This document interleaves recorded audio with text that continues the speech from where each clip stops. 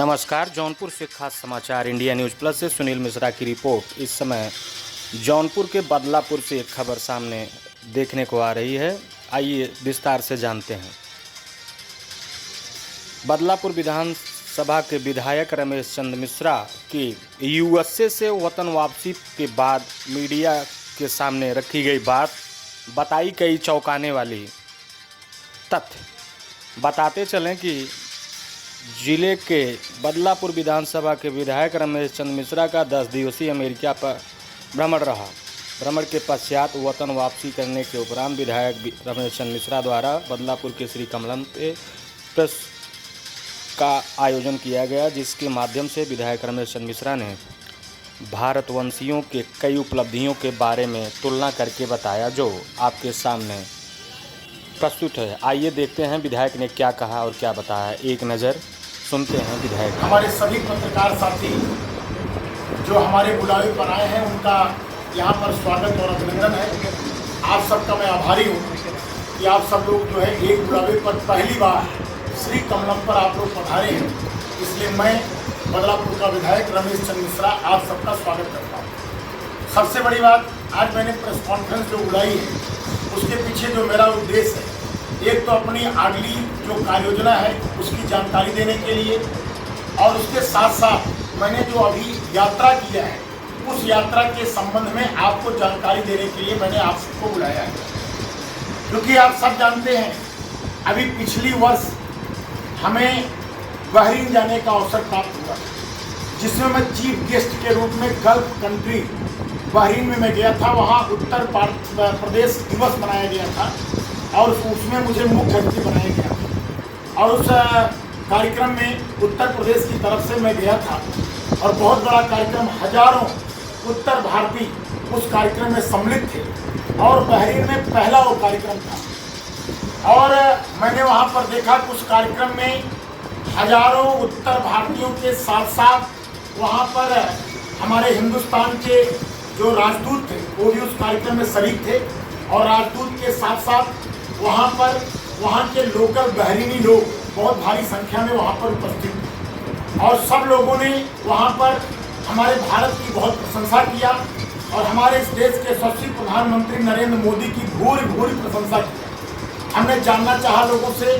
कि आखिर क्या है ऐसा कारण कि आप लोग इतनी प्रशंसा कर रहे हैं। उन लोगों ने जो सबसे बड़ा कारण बताया, वह कारण सुन करके आप लोगों को भी भारत के ऊपर, अपने देश के प्रधानमंत्री के ऊपर गौरव आप लोग को होगा। उन लोगों ने कहा कि हमारे जितने भी मालवाहक जहाज, पानी वाले जहाज दूसरे देशों में जाते थे और दूसरे देशों में जो हमारे बहरीन में आते थे, सोमालिया के डाकुओं के द्वारा वह लूट लिए जाता था। लेकिन जब से भारत के प्रधानमंत्री नरेंद्र मोदी जी बने, उन्होंने नेवी को जिस तरीके से छूट दे रखी है, जिसकी वजह से सोमालिया के डाकुओं को डायरेक्ट वहाँ पर काउंटर किया जा रहा है, डायरेक्ट उनको वहाँ पर खदेड़ा जा रहा है, जिसकी वजह से हमारी जो भी आयात और निर्यात हमारे द्वारा किया जाता है वो हमारा सुरक्षित माल हमारे देश तक आ रहा है।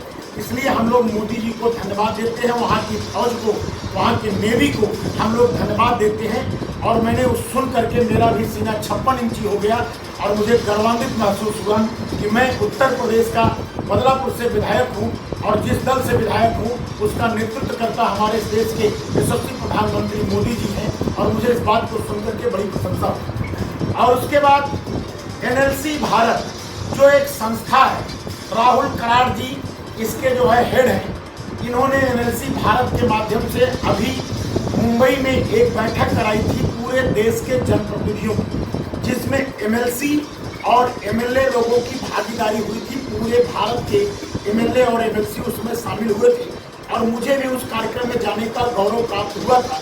और उसमें हम लोगों ने ग्लोबल वार्मिंग से लेकर, पर्यावरण से लेकर के और जल संचयन से लेकर के तमाम विषयों पर वहाँ पर चर्चा हुई। एक विधायक का कार्य क्या होता है, एक विधायक अच्छा कार्य कैसे करे, एक विधायक को जनता को कैसे संतुष्ट करना चाहिए, एक विधायक को अपनी बातों को अधिकारियों तक, मंत्री तक, सदन तक, मुख्यमंत्री तक कैसे पहुंचाना चाहिए, उन सब के तरीकों को हम लोगों को बताया गया। और 3 दिवसीय उस कार्यक्रम में विधायकों को ट्रेनिंग दी गई कि विधायक एक अच्छा विधायक कैसे बन सकता है, गुण विधायक कैसे बन सकता है। एक अच्छा विधायक बनने का तरीका वहाँ पर सिखाया गया। एनएलसी भारत एक ऐसी संस्था है जो कि पूरे देश के जनप्रतिनिधियों का सम्मेलन कराने का काम शुरुआत किया और उसी के परिप्रेक्ष्य में एनएलसी भारत के द्वारा अमेरिका के केंटकी राज्य के लुइसविल शहर में विधायकों का फिर से कॉन्फ्रेंस कराया गया। आप जानते हैं कि अमेरिका 50 राज्यों में बटा हुआ है और संयुक्त राज्य अमेरिका इसीलिए कहा जाता है संयुक्त राज्य अमेरिका। 50 राज्यों में एक राज्य है केंटकी और केंटकी राज्य के लुइसविल में जो है विधायकों का कॉन्फ्रेंस रखा गया। उस विधायकों के कॉन्फ्रेंस में पूरे वर्ल्ड के विधायक और एमएलसी वहां पर प्रतिभाग लिए। सौभाग्य की बात है कि उत्तर प्रदेश से हमें भी उस बैठक में शामिल होने का अवसर मिला, निमंत्रण मिला और अपने उत्तर प्रदेश से 4 विधायक उस कार्यक्रम में शरीक हुए। उसमें एक जेवर के विधायक जो है धीरेन्द्र सिंह जी और नोएडा के विधायक संजय शर्मा जी और एक हमारी महिला विधायक डॉक्टर सुरभि पटेल और चौथा मुझे बदलापुर के प्रतिनिधि के रूप में मुझे उस कार्यक्रम में शरीक होने का अवसर मिला। यानी पूरे पूर्वांचल से इकलौता मैं उस कार्यक्रम में अमेरिका के केंटकी लुइसविल की सभा में कॉन्फ्रेंस में मुझे जाने का अवसर मिला। कुल 4 विधायक उस लुइसविल केंटकी की बैठक में हम लोग गए, जहाँ पर पूरे वर्ल्ड के विधायक वहाँ पर सम्मिलित थे। कई विधानसभा के स्पीकर सम्मिलित थे, कई सेनेटर सम्मिलित थे, कई कांग्रेसमैन सम्मिलित थे और वहाँ पर बहुत व्यापक 3 दिवसीय चर्चा हुई ग्लोबल वार्मिंग पर, जल संचयन पर और जल संचयन के साथ साथ पर्यावरण पर चर्चा हुई और एक विधायक कैसे क्या करता है हमारे या उस देश में कैसे लोग काम करते हैं, उस देश में विधायिका क्या क्या काम करती है, विधायिका कैसे नियमावली बनाती है, विधायिका कैसे सदन में प्रस्ताव पास करती है। सभी लोगों ने वहाँ पर अपने अपने अलग अलग देशों के वहाँ पर स्पीकर ने वहाँ पर अपने अपनी बातों को उस कॉन्फ्रेंस में रखा। बहुत सारी वहाँ पर जानकारियाँ मिली और वहाँ पर चूँकि एक अच्छी व्यवस्था थी कि वहाँ पर पूरी व्यवस्था सभी विधायकों को रहने के लिए, खाने के लिए और आने जाने तक की व्यवस्था वहाँ एनएलसी भारत के माध्यम से वहाँ पर हम लोगों को की गई थी।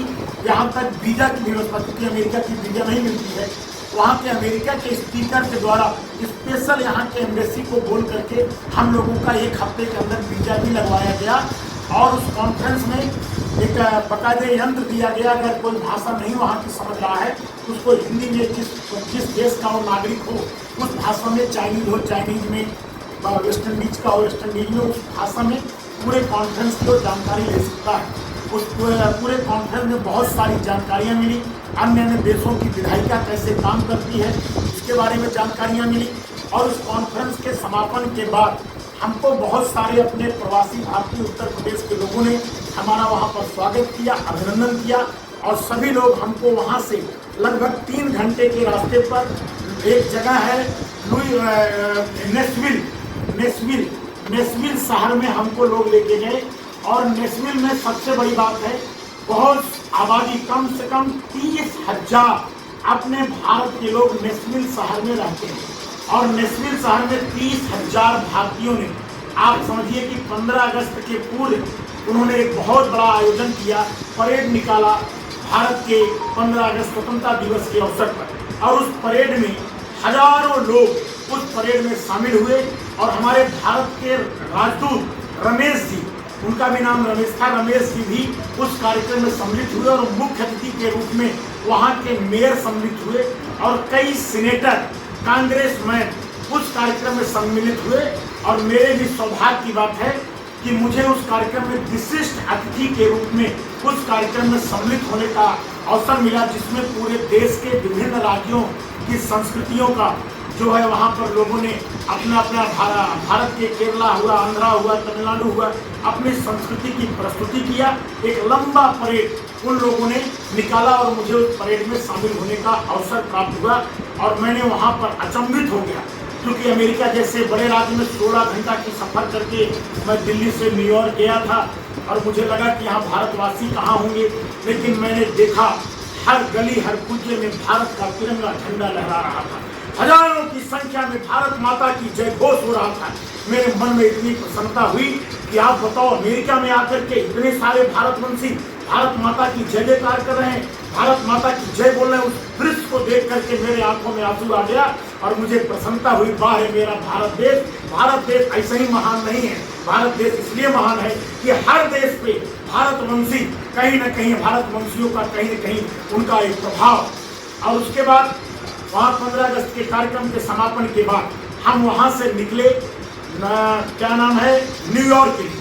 और सबसे बड़ी बात, मैंने जो न्यूयॉर्क की यात्रा की अपने जौनपुर के बड़कू हनुमान जी का नाम आप लोगों ने सुना होगा, वहाँ के जो मुख्य पुजारी थे रिंकू मिश्रा जी, उनके नेतृत्व में हम जो है 2200 किलोमीटर की यात्रा हमने गाड़ी से किया। और गाड़ी से करने, कार से करने का उद्देश्य ये था कि हम और जमीनी हकीकत अमेरिका को जान पाए। मैंने सुना था कि अमेरिका दरोगा है, मैंने सुना था अमेरिका पूरे विश्व का सबसे बड़ा राजा है, हमने सुना था कि अमेरिका बहुत बड़ा राज्य है, पूरे विश्व का सबसे शक्तिशाली राष्ट्र है, बहुत प्रतिभावान है। हमने कहा कि इसकी प्रतिभा को नज़दीक से देखने चाहिए मुझे। तो मैंने गाड़ी से 2200 किलोमीटर का रास्ता नापा, जिसमें पहली रात मैंने गेटलिनबर्ग, जो कि वहाँ का पर्यटन क्षेत्र है, गेटलिनबर्ग में मैं रात बिताया। दूसरी रात मैंने वाशिंगटन डीसी, जो वहाँ की राजधानी है, जैसे अपनी राजधानी दिल्ली है वैसे अमेरिका की राजधानी वाशिंगटन डीसी है। और वाशिंगटन डीसी में मुझे जाने का अवसर मिला।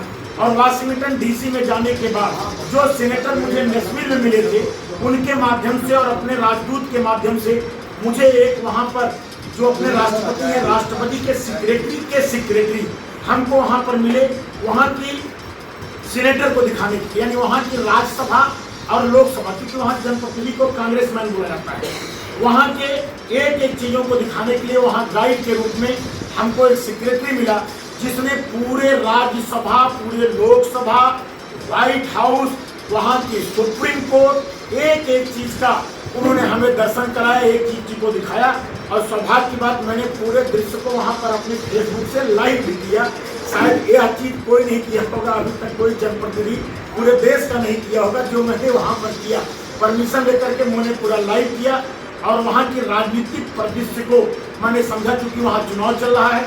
चुनाव के नाते हमारी वहाँ डोनाल्ड ट्रंप के जो सेक्रेटरी थे वो अपने इंडिया के थे, क्योंकि उन्होंने डोनाल्ड ट्रंप का टाइम भी लिया था, लेकिन डोनाल्ड ट्रंप के ऊपर क्योंकि हमला हो गया था, जिसकी वजह से डोनाल्ड ट्रंप का लास्ट टाइम पर हमारा जो अपॉइंटमेंट था वह अपॉइंटमेंट हमारा नहीं हो पाया। लेकिन उन्होंने हमसे वादा किया है कि हम आपको जरूर, क्योंकि वहाँ स्थिति भी जो दिख रही है, डोनाल्ड ट्रंप की सरकार, ऐसा लोग कह रहे थे कि उनकी ज़्यादा दिखाई पड़ रही है। हो सकता है भविष्य में भाई उनके सेक्रेटरी जो अपने भारत के ही हैं, उनके माध्यम से हमें वहाँ जाने का अवसर प्राप्त हो। मैं उसके बाद वाशिंगटन डीसी घूमने के बाद मैं न्यूयॉर्क गया। न्यूयॉर्क माने अपने भारत का मुंबई, आर्थिक राजधानी है वहाँ का न्यूयॉर्क। न्यूयॉर्क में भी 9/11 जो ओबामा के द्वारा बिल्डिंग गिराई गई थी, उसको देखने का अवसर मिला, कई और स्थल देखने का अवसर मिला।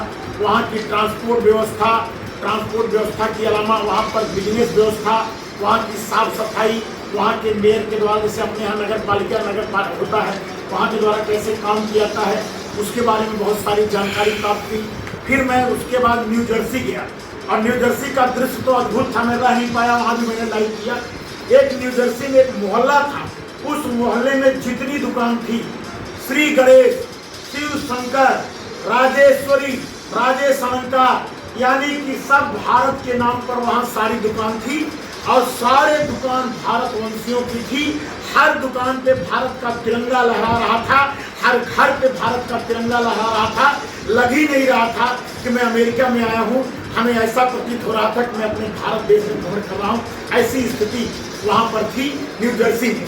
न्यू जर्सी के बाद मैं न्यूयॉर्क से 6 घंटे की फ्लाइट पकड़ करके मैं गया कैलिफोर्निया, और कैलिफोर्निया में भी बहुत सारे अपने भारत के लोग मिले और भारतवंशियों से बहुत सारी वार्ता हुई। कम से कम सैकड़ों लोगों से मेरी मुलाकात हुई और कुल मिला जुला करके पूरी यात्रा का सारांश यह है जो मैंने पूरी यात्रा में देखा। मैं विशेष चीज़ आपको जो बुलाया हूँ आप लोगों को प्रेस कॉन्फ्रेंस के लिए, तो मैंने अपनी यात्रा का पूरा डिटेल दिया, लेकिन मुख्य बिंदु पर मैं आता हूँ। मुख्य बिंदु यह है, मैंने वहाँ की जो सड़कें देखी, सड़कों को देखने के बाद मैं दावे के साथ कह सकता हूँ कि अमेरिका से अच्छी सड़कें मेरे भारत पर। दूसरी बात, मैंने अमेरिका के एयरपोर्ट को देखा, वहाँ हर 50 किलोमीटर पे एयरपोर्ट, वहाँ एयरपोर्ट जाता है, मैं मानता हूँ, लेकिन अमेरिका का कोई भी एयरपोर्ट हमारे भारत के एयरपोर्ट से कमजोर है। हमारा भारत का एयरपोर्ट ज़्यादा सुंदर है अमेरिका के एयरपोर्ट। हमारे चाहे वो दिल्ली कहीं का भी एयरपोर्ट, चाहे लखनऊ का एयरपोर्ट हो, चाहे दिल्ली का एयरपोर्ट हो, जितने एयरपोर्ट हैं अमेरिका के सभी एयरपोर्टों से हमारे एयरपोर्ट अच्छे हैं। वहाँ के सड़कों से हमारी सड़क अच्छी है, वहाँ के रेलवे स्टेशन से अच्छी हमारे भारत की रेलवे स्टेशन है। ये सबसे बड़ी चीज़ मैंने वहाँ पर देखी। और उसके अलावा हमने वहाँ की स्वास्थ्य व्यवस्था देखी। स्वास्थ्य व्यवस्था मैं दावे के साथ कह सकता हूँ कि स्वास्थ्य व्यवस्था में जो हमारी सरकार काम कर रही है, वहाँ से अच्छी व्यवस्था हमारे भारत में है। वहाँ हर व्यक्ति को इंश्योरेंस कराना, स्वास्थ्य बीमा कराना आवश्यक होता है, और स्वास्थ्य बीमा की रेट बहुत ज़्यादा है, बहुत हाई है रेट। और उसके साथ साथ जो गरीब लोग हैं उनको $1 में वहाँ पर सरकार के द्वारा उनका इंश्योरेंस होता है, स्वास्थ्य बीमा होता है, जिसका बिल जब अस्पताल में जाते हैं तो लाखों करोड़ों में होता है। लेकिन हमारे भारत में सबसे अच्छी बात है कि हमारे इस देश के यशस्वी प्रधानमंत्री द्वारा आयुष्मान भारत कार्ड के माध्यम से 5 लाख रुपए तक जो मुफ्त इलाज की व्यवस्था किया गया है। और हमारे माननीय मुख्यमंत्री जी के द्वारा मैं खुद अपने बदलापुर में 25 करोड़ रुपए इलाज का पैसा मैंने गरीबों को दिलाया है। अगर मैं कहूँ तो हमारे यहाँ की स्वास्थ्य की व्यवस्था जो सरकार मदद करती है, वहाँ की व्यवस्था से लाख गुना हमारी व्यवस्था अच्छा है।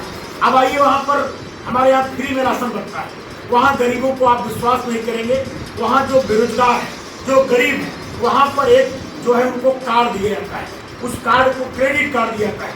उस क्रेडिट कार्ड में उनकी संख्या के हिसाब से धन उसमें सरकार डालती है, लेकिन उससे वो ठंडा खाना ही खरीद सकते हैं, गरीब नहीं, अमीर हो गर्म खाना नहीं ले सकते हैं। और वहाँ पर राशन की ऐसी कोई व्यवस्था नहीं है, और क्रेडिट कार्ड भी बहुत सीमित है। आवास की व्यवस्था वहाँ नहीं है। अगर कोई कोई गरीब है, उसके पास घर नहीं है, तो वहाँ $25 में या $20 में किराए का मकान सरकार देती है, यानी निःशुल्क कुछ भी नहीं देती है। आपको अगर इलाज कराना है, इंश्योरेंस कराना, कम से कम $1 खर्च करना पड़ेगा। आपके पास घर नहीं है तो आपको $25 पे किराया का आपको 1 महीने के लिए रूम लेना पड़ेगा। जबकि हमारे यहाँ 5 लाख तक इलाज फ्री, और उसके बाद प्रधानमंत्री मुख्यमंत्री के द्वारा जो पैसा दिया जाता है इलाज का वो अलग, और हमारे यहाँ निःशुल्क आवास दिया जाता है गरीबों को। यानी अगर देखा जाए तो वहाँ से अच्छी व्यवस्था हमारे भारत में है। और उसके साथ साथ मैंने और कई व्यवस्था देखा। व्यवस्थाओं को देखने के बाद मैं आपको यह बताना चाहता हूँ, एक चीज़ वहाँ पर हमको अच्छी लगी, जो अच्छी लगी उसको भी मैं आपसे शेयर करना चाहता हूँ। अच्छी वहाँ लगी पंक्चुअलिटी, क्योंकि मैं 2 यूनिवर्सिटी का वहाँ पर घूमा। नेशनल यूनिवर्सिटी का मैंने भ्रमण किया। पंकज मिश्रा जी अपने जौनपुर के ही हैं, उन्होंने हमको यूनिवर्सिटी घुमाया।